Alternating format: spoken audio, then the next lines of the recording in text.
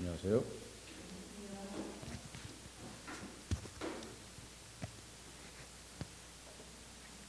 요즘 그 금년이 특히 이게 날씨가 종잡을 수가 없나요? 여름이었다가 되게 더웠잖아요. 이번 주 초부터. 근데 갑자기 오늘은 쌀쌀하고 비가 오고. 아무튼 요즘은 그 환절기라 감기 조심하시고, 또 코비드 변이가 요즘 많이 유행한대요, 세계적으로. 그래서 그 선이 일하는데도 환자들 막 코비드 걸리고 그러는데 조심하시고요. 자, 오늘도 이제 계속해서 그 겸손 낮아짐의 시리즈 계속 가보겠습니다. 근데 오늘은 좀 약간 좀 다른 각도에서 좀 볼 텐데, 자유함이란 단어에 대해서 이제 우리가 상당히 익숙하잖아요. 특히 이제 모임에서는 자유함, 죄로부터 뭐 사망의 저주로부터, 권세로부터 자유함, 이런 표현을 저희들이 많이 하는데, 근데 자유함에는 어떻게 보면 이제 두 가지 단계로 구분할 수가 있어요. 그래서 오늘은 주제를 이제 뭐 제목을 붙이고자 하면 자유함과 낮아짐 이렇게 좀 붙였으면 좋겠고요.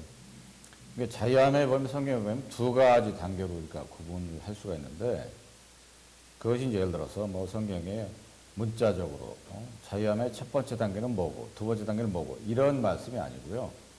성경을 전반적으로 이제 공부를 해보고 묵상을 해보면 두 가지 단계의 자유함이 있다고 이제 저희들이 알 수가 있는데, 첫 번째 자유함의 단계는 뭐냐? 우리가 다 아는 자유함이에요. 그것은 뭡니까? 죄로부터 자유함이죠. 그런데 이제 일부 학자들은 죄와 자신으로부터 자유함이다, 이렇게 이제 말씀하기도 합니다. 그것도 이제 맞는 얘기예요. 왜냐하면 죄사함을 얻게 되고 우리가 자유함을 얻는 거죠.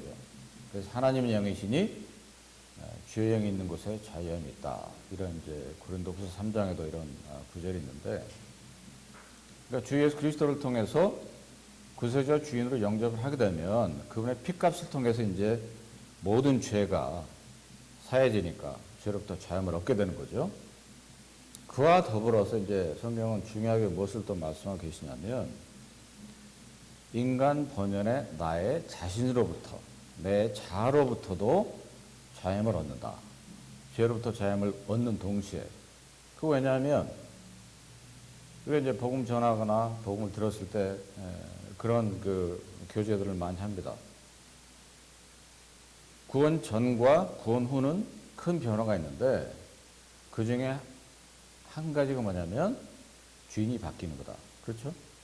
그 전에는 내가 주인이었지만 내가 나를 통제할 수 있기 때문에. 그렇지만 주 예수 그리스도라고 하시는 분이 나의 주인이 되니까 주인이 바뀌잖아요. 그러니까 그 얘기는 뭐냐면 옛날에 나로부터 자유함을 얻는 거죠. 달리 표현하면. 그렇기 때문에 이제 일부 학자들은 첫 번째 자유함은 뭐냐? 죄와 자기 자신으로부터 자유로워지는 게 그게 첫 번째 자유함이다, 이렇게 말씀드리는 거예요. 이제 우리가 다 이제 모두 다 알고 있는 거고, 이제 오늘 주로 말씀드릴 것은 두 번째 자유함이에요. 두 번째 자유함인데, 자, 누가복음 22장으로 가서 우리에게 이제 아주 익숙한 그런 그 장이죠. 누가복음 22장. 가장 유명하게 뭐냐면 겟세마네 동산에서 땀방울이 핏방울이 되기까지 기도하셨던 그 모습. 그것이 그 광경이 나와 있는 장인데, 이제 오늘은 이제 그 부분을 교제하지 않고 그 앞부분을 제가 이제 교제해 드리려고 합니다. 자, 22장 14절 보시면, 때가 이르매 예수께서 사도들과 함께 앉으사 이르시되 내가 고난을 받기 전에 너희와 함께 이 유월절을 먹기를 원하고 원하였노라. 이제 이게 주님께서 이제 잡히시던 밤에 이제 유월절에 제자들 모아두시고 이제 만찬 예식을 제정하십니다. 그 명령에 따라서 우리가 매주마다 주님의 떡과 주님의 잔을 이제 기념해서 예식을 행하잖아요. 자, 그 다음에 20절 보시면, 저녁 먹은 후에 잔도 이와 같이 하여 가라사대 이 잔은 내 피로 세우는 새 언약이니 곧 너희를 위하여 붙는 것이라. 그러나 보라, 나를 파는 자의 손이 나와 함께 상위에 있도다. 인자는 이미 작정대로 가거니와 그를 파는 그 사람에게는 화가 있으리로다 하시니, 저희가 서로 묻되 우리 중에서 이 일을 행할 자가 누구일까 하더라. 이렇게 그들이 반응을 하죠. 그러니까 이 당시에 주님께서 만찬예식을 제정하실 때 그 심정, 저희들이 이제 종종 이제 상상을 해볼 수가 있잖아요. 얼마나 참담한 심령 가운데 이 만찬예식을 제정하셨을까. 장차 오실 참 그 받으실 고난, 고통, 죽으심, 부활. 하나님이셨으니까, 전지하셨으니까 다 알고 계셨단 말이죠. 그렇기 때문에 그 주님께서 이 예식을 제정하실 때 그 심정이 어땠을까? 참 생각해 보면 정말로 때때로 이 떡과전 예배를 드릴 때 제 개인적으로 느끼는 것은 참 가슴이 먹먹해져요. 얼마나 그 심정이 참담하셨고 참 괴로우셨을까. 그럼에도 불구하고 이미 작정한 대로 그 길을 가셔야 되니까 이 예식을 제정하실 수밖에 없었어요. 그러니까 이제 우리가 그렇잖아요. 인간적으로 생각해 보면 내일 모레 뭔가 안 좋은 일이 임할 텐데 그걸 알면서 오늘을 버텨낸다는 것은 참 쉽지 않습니다. 그렇죠? 근데 주님께서도 인성과 신성을 가지고 이 땅에 오셨는데 그 인성 측면에서만 보면 이거는 정말로 감당할 수 없는 일이에요. 그렇지만 그 신성이 계셨기 때문에 작정된 대로 그 길을 가신 거죠. 그러니까 이제 당장 이제 제자들이 이제 뭐라고 반응을 하냐면, 누가 이제 나를 팔 거다 이렇게 말씀하시니까 그게 누구냐? 누굽니까? 이렇게 이제 소란이 일어났던 거죠. 그런데 이제 요 전에 요한복음 13장에 보면 주님께서 이제 뭘 하시냐면 우리가 다 알듯이 제자들의 발을 씻기신단 말입니다. 그러면서 이제 뭐라고 물으시냐면 너희가 나를 주와 선생이라 하니 너희 말이 옳도다. 내가 너에게 본을 보였으니까 너희도 나처럼 해야 될 것이다. 이런 말씀 하신단 말이죠. 근데 거기 보면 우리말에 이제 주와 선생이다 이렇게 번역이 되는데 영문에 보면 주 그리고 선생입니다. 그러니까 이제 우리는 때때로 보면 주와 선생을 이렇게 따로 떨어뜨려 놓고 이렇게 인식하는 경향이 있어요. 근데 주님께서는 결코 그렇게 말씀 안 하셨어요. 주인이면서 동시에 선생입니다. 그러니까 주인이니까 뭡니까? 모든 그리스도인은, 그분을 통해서 구원받은 그리스도인은 그 주인 대신에 주인의 종이 되는 거잖아요. 주인의 일꾼이 되는 거고, 동시에 주인께서는 계속해서 그 선생으로서 가르치신단 말이죠. 그러니까 그 가르침을 계속해서 받아야 되는 거죠. 그러니까 이 주인과 선생의 어떤 동시성이 있다. 이것을 저희들이 이제 기억을 하는 게 좋고. 그러니까 이제 이게 지금 제자들의 발을 씻기신 다음에 얘기해요, 지금 이게. 요 강령이. 그러니까 주님께서 분명히 이제 제자들의 발을 씻기시면서 내가 너희의 본을 보였다. 내가 너희 주인이면서 선생으로서 본을 보였다. 그러니까 너희도 이렇게 해야 될 것이다. 이렇게 이제 가르침을 주신 거죠. 그런데 이제 보면 23절과 24절에 조금 이제 어떤 트럼이 있었겠죠. 공백이 있었겠죠. 23절에 누가 우리 중에서 주님을 팔 자가 있겠느냐. 이렇게 의문을 던지면 24절에 이어서 이제 어떤 일이 일어나냐면 24절 보면 또 저희 사이에 그중 누가 크냐 하는 다툼이 난지라. 이건 참 어떻게 보면 글쎄요. 참 이 제자들이 어리석었다라고 하는 것을 알 수 있어요. 그렇다고 해서 우리 자신들도 이 자리에 있었으면 이러려는 보장은 없는 거죠. 이렇게 하지 아니라는 보장은 없어요. 그런데 우리가 보면 분명히 제자들 발을 씻기시고 만찬예식을 제정하시고 내가 곧 죽는다. 나는 작정한 대로 간다. 그리고 이 중에 누군가는 나를 판다.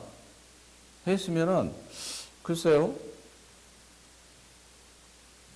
그들이 이런 과정들을 쭉 생각을 했으면 과연 이런 다툼이 났을까?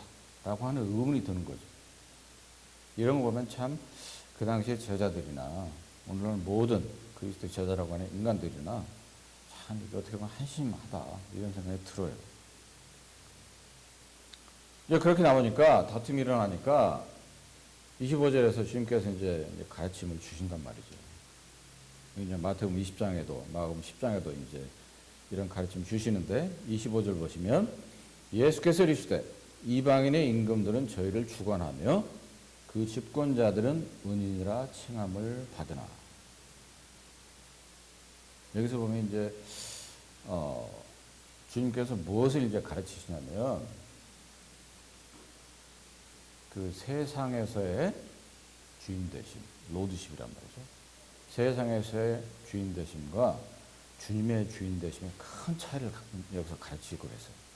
그러니까 이제 그 청년회 할 때 이제 많이 자주 강조하는 게 뭐냐면 주인 되심에 대해서 똑바로 우리가 알고 살아야 된다. 강조를 많이 합니다. 그러니까 이제 지금 첫 번째 자유함의 단계 뭐라 그랬죠 제가? 죄와 자유로부터 자유합니다. 이렇게 말씀드렸어요. 두 번째 자유함의 단계는 뭐냐면 주인 되심을 통한 자유함입니다.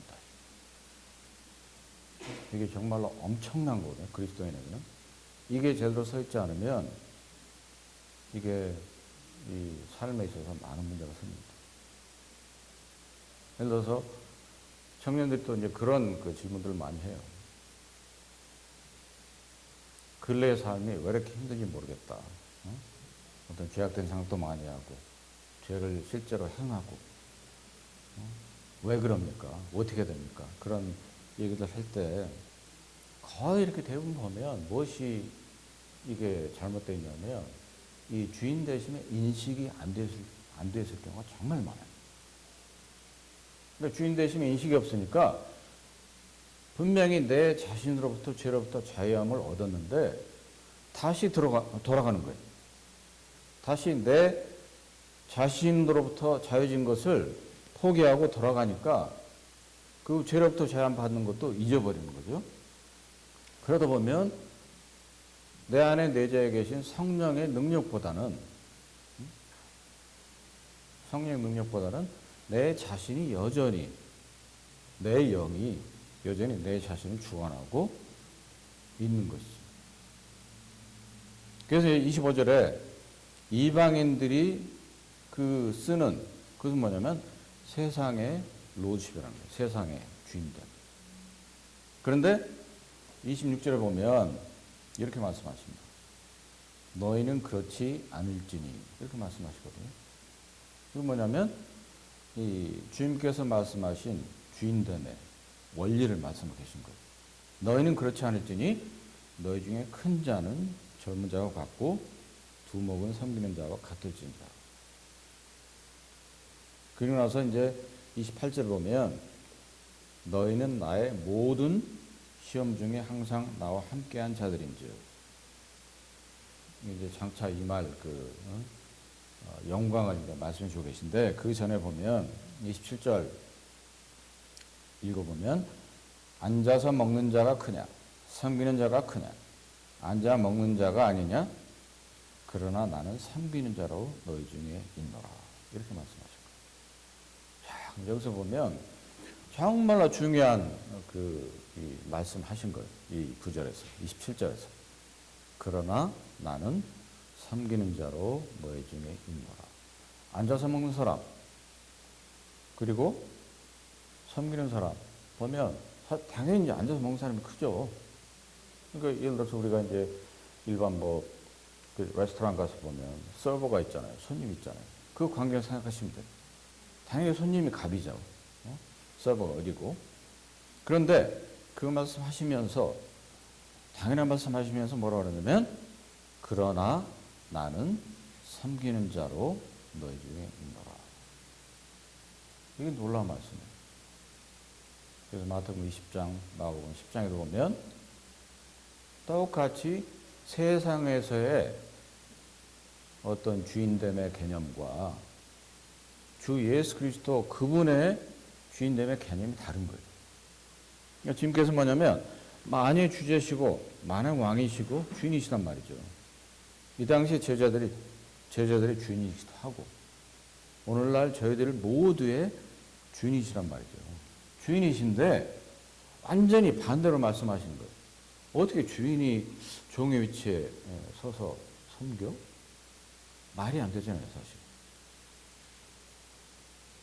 그런데 주님께서 말씀하신 것은 뭐냐면 너희가 정말로 나의 주인되심을 인정하고 깨닫고 사랑한다고 한다면 내가 가르치는 것은 뭐냐? 내가 주인으로 너에게 명령하노라. 뭐를요? 섬겨야 하노라. 이렇게 말씀하고 계신 거예요. 그래서 이제 어느 이제 제가 이제 아주 존경하는 성경학자, 그분이 이제 남긴 서적을 보면 이제 그렇게 말씀하세요. 첫 번째 단계 자유함을 많은 사람들이 좋아하고 누린다는 거예요. 그렇죠. 죄로부터. 나는 이제 자기 자신으로부터 자유함을 얻었다. 천국이 약속되어 있고 영생이 약속되어 있다. 얼마나 좋겠습니까? 그런데 그것은 뭡니까? 완전한 자유함을 누리는 사람이 아니라고 하는 거예요. 하나님께서 원하시는 충만한 자유함이라고 하는 것은 뭐냐? 두 번째 단계의 자유함을 누릴 수 있어야 된다. 그것은 뭡니까? 주 예수 그리스도를 나의 주인으로 인정을 하고 주인됨의 개념이 확실하게 내 안에 바뀌어서 주님께서 말씀하신 대로 주님께서 스스로 내가 섬기는 자로 너희 가운데 있노라 하신 것처럼 그 주인의 명령을 받아서 내가 타인을 섬기는 자가 되었을 때 충만한 자유함을 누릴 수가 있다. 이렇게 이제 기록을 하고 계시더라고요. 그래서 참 감명을 받았는데 그렇잖아요. 맞는 얘기입니다. 그럼 이제 우리는 이제 그렇게 생각할 수 있죠. 섬기는 거? 얼마나 귀찮은 일이야.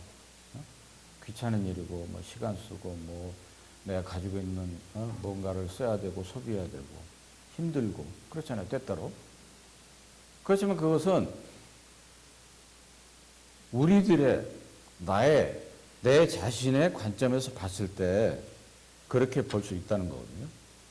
근데 주님께서는 그렇게 말씀하고 계시지 않았어요. 너희가 정말로 나를 주인으로 인정을 하고 내 명령에 순종한다고 한다면 섬기는 자가 되어야 된다. 섬겨야 될 일을 찾아야 된다는 얘기예요. 다른 말로. 그리고 타인을 섬기는 그런 과정 가운데서 뭡니까? 내가 너에게 준 자유함을 더 충만하게 누릴 수가 있다. 이렇게 이제 말씀하고 계시는 겁니다. 이게 굉장히 역설적인 가르침인데 사실은 섬기는 일을 찾고 섬겨보고 이러다 보면 이런 말씀들이 이제 깨달아지는 거예요. 그렇구나. 그래서 주님께서 말씀하신 건 뭐냐면 섬김의 주인 되시네요. 섬김의 리더십이에요. 어떻게 보면. 그래서 이것을 이제 마태복음 20장에는 주인됨, 여기 그렇게 표현되어 있지만 거기에는 뭐냐면 리더십으로 표현되어 있거든요. 그러니까 세상의 리더십, 세상의 주인됨의 개념하고 뭡니까? 그러니까 주인됨이니까 다스리거나 어떤 좌주지하거나 이런 거잖아요.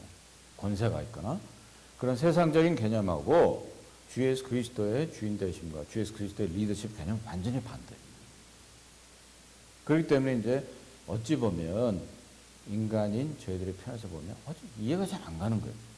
이해가 잘 안 가고 이게 실행이 참 어렵다는 거죠. 그렇기 때문에. 그런데 이제 우리 항상 생각해야 되는 것은 그리스도인이니까 우리가 그분을 뭡니까? 주인과 선생으로 모시고 살아가는 사람들이니까 주님의 가르침이 먼저인 거죠. 우리의 생각, 세상의 어떤 시스템적인 어떤 원리 이거보다는 주님의 가르침이 먼저예요. 그것이 먼저 원리가 돼야 되고 우리의 생각에 박혀야 되는 거죠. 그 이제 보면 주님께서는 또 이렇게 공평하신 분이란 말이죠. 나는 섬기는 자로 너희 중에 있노라. 그 말씀 뭐겠어요? 내가 섬기는 자로 너희 중에 있는 것처럼 너희도 너희 중에 섬기는 자로 있어야 되지 않겠느냐. 이렇게 이제 반문하고 계시는 거죠. 그래서 이제 그게 다가 아니다. 그거에 대한 보상이 있을 거다. 이렇게 28절부터 말씀하고 계세요. 28절 보시면 너희는 나의 모든 시험 중에 항상 나와 함께 한 자들인즉 내 아버지께서 나라를 내게 맡기신 것 같이 나도 너희에게 맡겨 너희로 내 나라에 있어 내 상에서 먹고 마시며 또는 보좌에 앉아서 이스라엘 12지파를 다스리게 하려 하노라. 이게 미래에 되어질 일을 미리 보여주고 계신 거예요. 보상으로. 이제 그 요한계시록 입사 장로 나오는데 많은 학자들이 이제 뭐 12은 12지파, 그리고 12은 이제 이 12제자 이렇게 해서 이제 된다 이렇게 추측을 하는데 정확한 건 아니에요. 100% 맞는 건 아니고 그래 추측을 할 뿐이죠. 이제 아무튼 여기서 이제 말씀하고 계신 것은 이 땅에 있을 때 너희가 섬기는 자로 있어라. 왜냐? 내가 그것을 너희들에게 보상할 계획을 가지고 있다. 이 말씀 하고 계시는 거죠. 이게 뭡니까? 24절에 누가 크냐 다툼이 난지라. 다투지 말고 내가 너희에게 가르치는 건 뭐냐? 내가 너희 주인 아니냐? 섬김을 통해서 주인 되심을 인정하고 섬김을 통해서 충만한 자유함을 누려라. 이런 얘기예요. 이 땅에 섬기는 자로 충성되게 섬기면 내가 뭐냐? 너희에게 상급을 예비에 두고 있다. 이런 얘기죠.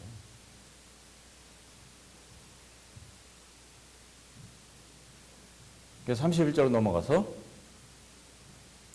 시몬아 시몬아 주님께서 이제 이름을 두 번 부르실 때 구약에도 보면 아브라함아 아브라함아 모세야 모세야 이런 표현들이 나오는데 두 번 부를 때는 뭐냐면 굉장히 그 간절함으로 부를 때 두 번을 불러요. 이름이 시몬아 시몬아 보라 사단이 매일 까부르듯 하려고 너희를 청구하였으나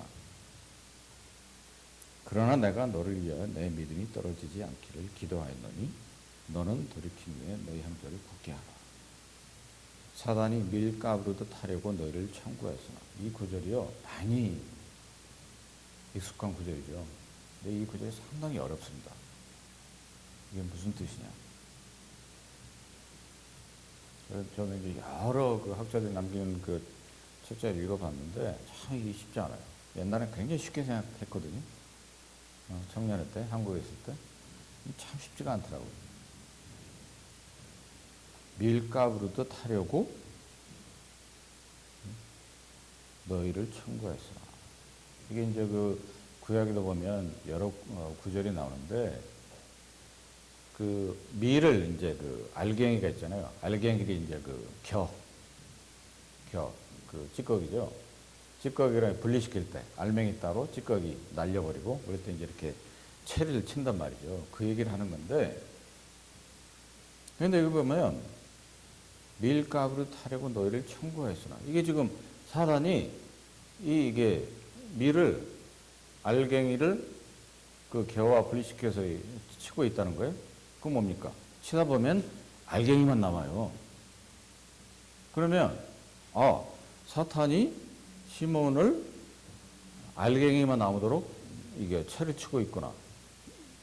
이렇게 되면 이게 말이 안 되는 거예요. 이렇게 되면 해석이 안 돼요. 그런데 여기서 보면 이게 포인트가 이게 어디에 두느냐 이제 성경을 제대로 해석하는 게 굉장히 중요하거든요. 근데 여기서 보면 밀에 포인트를 두게 되면 알갱이를 남게 되니까 이 해석이 안 되는 거예요. 그것이 아니고 까부르듯 여기에 이제 포인트를 두면 뭡니까?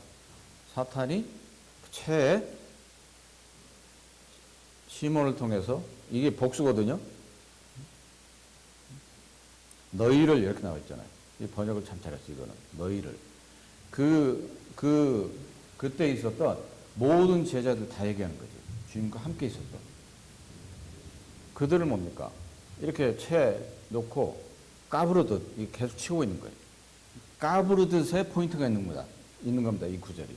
뭐냐면 사탄이 너희들을 갖다가 손에 쥐고 채를 치고 마음대로 주무른다. 이런 얘기입니다. 알갱이를 빼낸다는 얘기가 아니에요. 이거 오해하시면 안 돼요. 그게 뭐냐면 너희 중에 뭡니까? 24절에 다툼이 나면 사탄이 너희들 통째로 채에 집어넣어서 까부릇하고 채를 턴다 이런 얘기예요. 그건 뭡니까? 너희 전체 만약 다툼이 생기면 네 전체를 사단이 쥐고 흔들 거다 이런 얘기입니다. 그러니까 이 참 27절 31절이죠. 31절이 굉장히 대단한 구절이에요. 지금. 그렇게 할 건데 주님께서 뭐라면 내가 너를 위하여 이게 뭡니까? 단수예요. 단수. 시몬을 얘기하는 거예요. 시몬. 너를 위하여 내 믿음이 떨어지지 않기를 기도하여. 떨어진다 이렇게 좀 보내기 아쉬운데 네 믿음이 중간에 가다가 실패할까 넘어질까 이런 얘기입니다. 않기를 기도하였노니 너는 돌이킨 후에 네 형제들을 굳게 하라 이런 얘기입니다. 뭐겠습니까? 시몬 두 번 강조해서 부르시면서 시몬아 네가 누구냐? 이 12제자 중에서 네가 맏형 아니냐? 그런데 네 그 형제들 중에서 다툼이 일어나게 되면 생각을 해보자. 어떤 일이 생기겠느냐? 사탄이 니네 전부를 갖다가 까부르듯 하려고 하지 않겠느냐?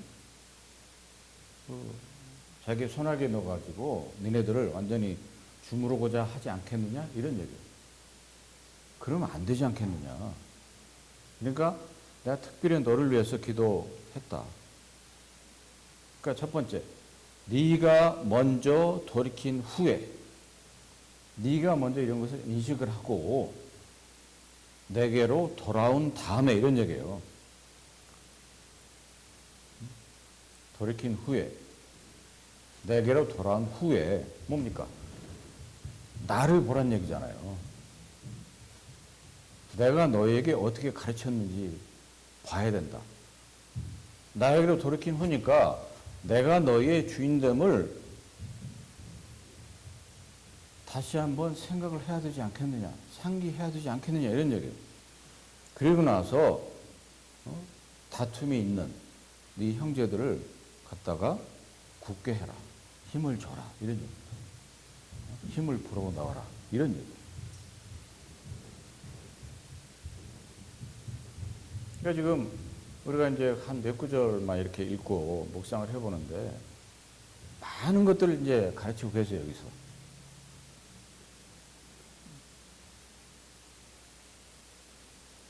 포도나무에 난 것을 내가 하나님 나라 임할 때까지 다시는 먹지 않겠다. 이런 표현을 하신단 말이에요. 그때는 뭡니까? 하나님 나라에서 다시 먹는다. 그것은 이제 영원한, 없어지지 않는 즐거움, joy, 뭐 이런 거를 말씀하고 계시는 건데, 아무런 고통도 없는,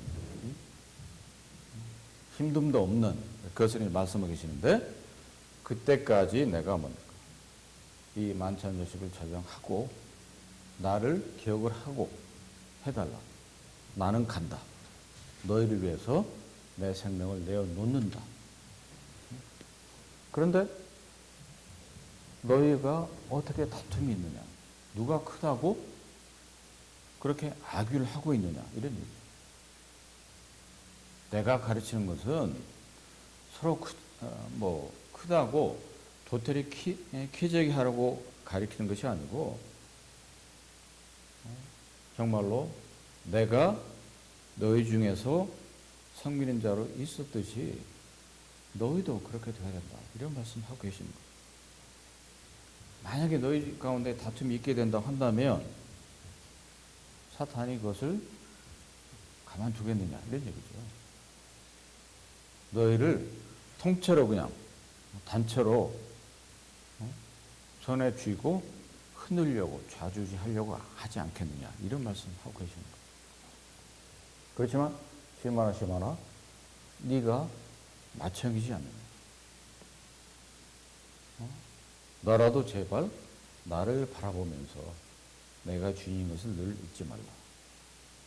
그래야만이 너부터 그것을 인식하고 배움으로써 다른 만약 다툼이 있다고 한다면 다툼 있는 그 네 형제들을 굳게 할 수 있지 않겠냐. 이런 말씀하고 계시는 거예요. 근데 이제 분명하게 이제 보면 자유함과 이 낮아짐의 이 상관관계가 밀접하게 있는 거죠. 첫 번째 단계, 또한 두 번째 단계 마찬가지로. 그런데 더 중요한 것은 뭐냐? 두 번째 단계 사실. 그런데 이제 우리가 통상적으로 보면 참 그 뭡니까? 인간이라는 게 어떻게 보면 이제 태생이 이기적이라서 괴성이 아직 있기 때문에 죄로부터 자유함, 이것은 굉장히 뭡니까? 기뻐하고 누리고 즐거워하고 해요. 그래서 뭡니까? 우리가 한 게 없잖아요. 그냥 주어진 거니까 은혜로. 그렇죠? 그런데 두 번째 단계 자유함은 힘들어, 귀찮아. 그렇기 때문에 하려고 하지 않는 거예요.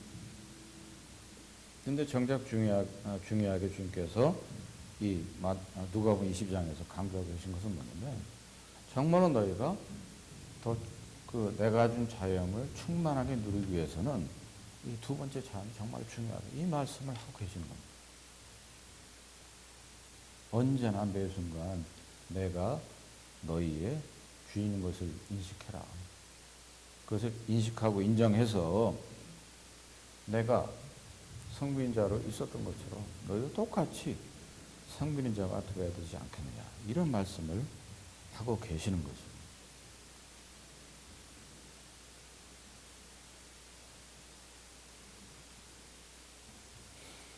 그래서 이제 또 혹자는 이제 그런 표현을 써요. 비유를 써서